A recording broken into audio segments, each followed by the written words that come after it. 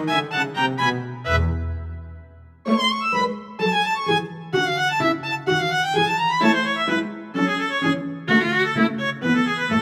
teman-teman semua, perkenalkan nama saya Muzananda Zara dari kelas 12 Akuntansi 1. Di sini saya akan menjelaskan tentang sejarah kerajaan Islam yang ada di Indonesia, terutama kerajaan Aceh Darussalam. Sejarah merupakan hal penting yang harus diketahui di masa perkembangan setelahnya. Perkembangan Islam di Indonesia juga tidak terlepas dari sejarah kerajaan Islam terdahulu yang sudah menjadi cikal bakal berkembangnya agama Islam di Indonesia. Kerajaan Aceh adalah salah satu dari beberapa kerajaan yang sangat mendukung dalam penyebaran Islam di Indonesia. Kerajaan yang bertahan sampai awal abad ke-20 ini menjadikan Aceh di masa sekarang begitu unik dan tak terelakkan karena masih menggunakan hukum Islam. Aceh adalah daerah yang tidak menjadi lupa jati dirinya sebagai muslim dan menjadikan inti ajarannya sebagai hukum yang berjalan. Dalam setiap sendi kehidupannya, kerajaan Aceh juga menjadi simbol sebagai kebesaran Islam di masa lalu. Dan Aceh berdiri sejak tahun 1514 Masehi di Kabupaten Aceh Besar. Kerajaan Aceh dipimpin pertama kali oleh Raja Ibrahim atau Sultan Ali Mughayat Shah. Kerajaan Aceh Darussalam merupakan kelanjutan dari Samudra Pasai dalam hal meraih kegemilangan kerajaan Islam di Nusantara. Aceh terletak di Sumatera, tepatnya di Nangroe, Aceh Darussalam. Kerajaan Aceh didirikan oleh Sultan Ali Mughayat Shah pada tahun 1946 Masehi. Aceh semula menjadi daerah taklukan kerajaan Pedir. Akibat Malaka jatuh ke tangan Portugis, perdagangan yang semula berlabuh di pelabuhan Malaka beralih ke pelabuhan milik Aceh. Dengan demikian, Aceh segera berkembang dengan cepat dan akhirnya lepas dari kekuasaan Pedir.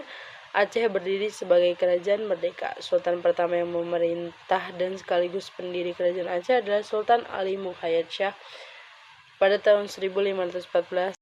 Aceh memiliki masa kejayaan dan masa kemunduran. Pada tahun 1607 Masehi sampai 1636 Masehi, di bawah pimpinan Iskandar Muda atau Sultan Meukuta Alam menaklukkan Pahang yang merupakan sumber pada masa pemerintahan Sultan Iskandar Muda, yaitu sekitar tahun 1607 sampai 1636 Masehi. Pada masa ini, kerajaan Aceh mengalami banyak kemajuan di berbagai bidang, baik dalam hal wilayah kekuasaan, ekonomi, pendidikan, politik luar negeri, maupun kemiliteran kerajaan.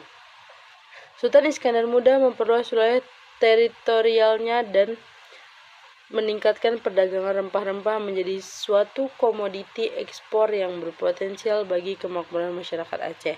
Ia mampu menguasai Pahat, di mana daerah tersebut merupakan daerah penghasil timah. Bahkan di masa kepemimpinannya, kerajaan Aceh mampu menyerang Johor dan Melayu hingga Singapura sekitar tahun 1613 dan 1615. Ia pun diberi gelar Iskandar Muda Agung dari Timur. Selain masa kejayaan, kerajaan Aceh juga mengalami masa kemunduran, yaitu menguatnya kekuasaan Belanda di Pulau Sumatera dan Selat Malaka, ditandai dengan jatuhnya wilayah Minangkabau, Siak, Tiku, Tapanuli, Mandailing, Deli, Baru, serta Bengkulu ke dalam pangkuan penjajahan Belanda. Setelah era kebesaran Sultan Iskandar Muda berakhir, Belanda mencium peluang kembali untuk mendapatkan wilayah Aceh dan sekitarnya.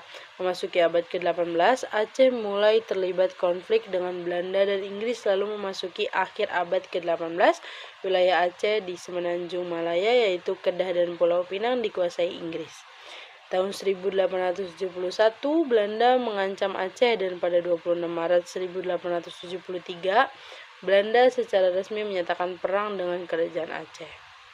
Dalam perang tersebut, Belanda gagal menaklukkan Aceh pada 1883, 1892, 1893 perang kembali meletus, namun lagi-lagi Belanda gagal merebut Aceh.